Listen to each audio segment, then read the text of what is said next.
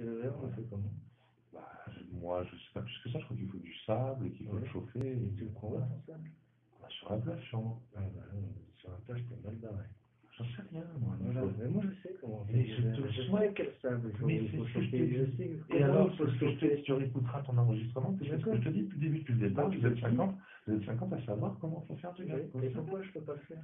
Mais parce que vous n'avez rien. Rien. Et avec rien, on peut rien faire. Donc.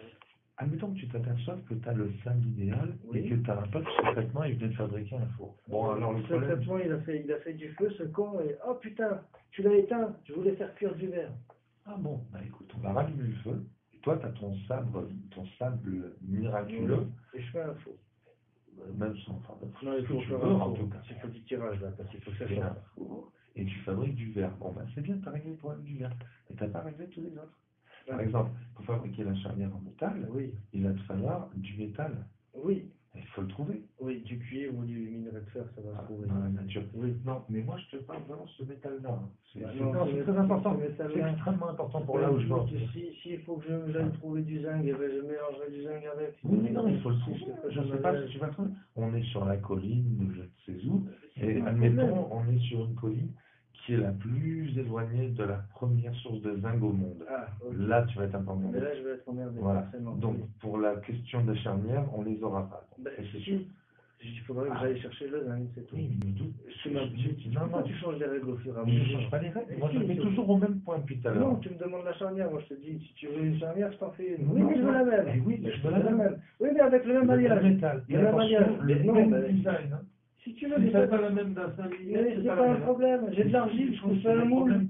Mais non. Il faut que tu le reconnaisses, parce que là où je veux en venir, tu vas te rendre compte que je fais des problèmes.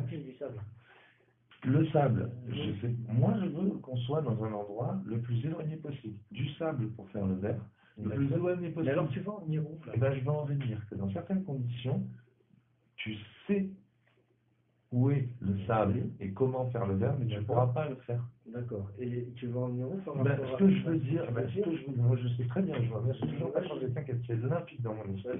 Surtout si c'est enregistré, tu pourras le faire repasser. Là aujourd'hui, tu sais où est le sable, mais il est trop loin. Tu peux pas aller le chercher. Aujourd'hui, tu sais comment faire cuire le sable, mais tu es trop loin. Tu as 30 fours, mais tu peux pas. Le bois, sur la colline où t'es, malheureusement, il n'y a pas de bois.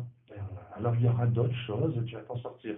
Mais pour la question du bois, tu ne pourras pas. Donc on est sûr que ce bois-là, tu ne pourras pas le reproduire. Et pour le métal, malheureusement, tu es vraiment mal tombé.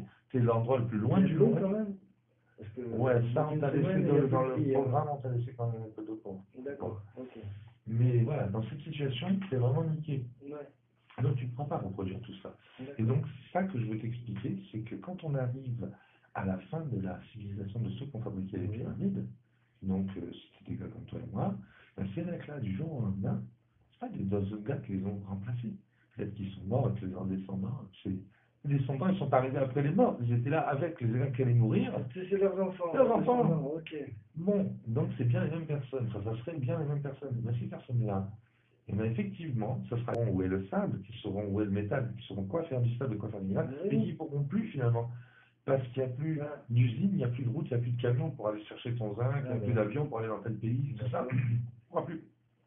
C'est ce qui est arrivé à ces fameuses civilisations dans ma théorie. Il n'y avait plus de cailloux pour construire des pyramides.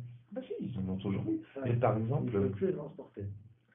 Eh ben, en fait, ils n'ont plus pu rien faire. Pas simplement couper les pierres ou les transporter, ils n'ont plus rien pu faire du tout. Ils sont repartis à zéro. Les mecs, en fait, si tu veux, quand ils sont, leur civilisation s'est arrêtée, c'était assez brutal. Et ils ont dit à leurs enfants, leur ont dit, écoute, nous, on faisait des pyramides. C'était très important pour telle et telle raison. Ça s'est transmis jusqu'à ce que ça se perde. Ça, c'est un problème. Et surtout, ils leur ont dit, écoutez, si vous voulez déplacer des grosses pierres, voilà comment il faut faire. Et les gamins, ils ont rigolé. Ils leur ont dit, écoute, déjà, on va s'en rappeler de ce que tu nous as dit, mais pas sûr qu'on s'en sert tout de suite, parce que là, déjà, on est en galère. Et puis, quand on sera plus en galère, on verra ce qu'on peut faire. Les mecs, dès qu'ils étaient plus trop en galère, ils ont utilisé les technologies dont leurs ancêtres leur avaient parlé, les parents, les grands-parents. Effectivement, ils ont déjà réussi à faire de belles choses.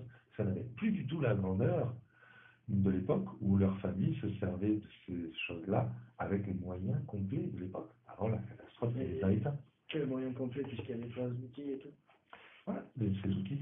Par exemple, admettons que les traces d'outils qu'on voit soient des outils technologiques, qui soient basé, mettons, sur l'électricité.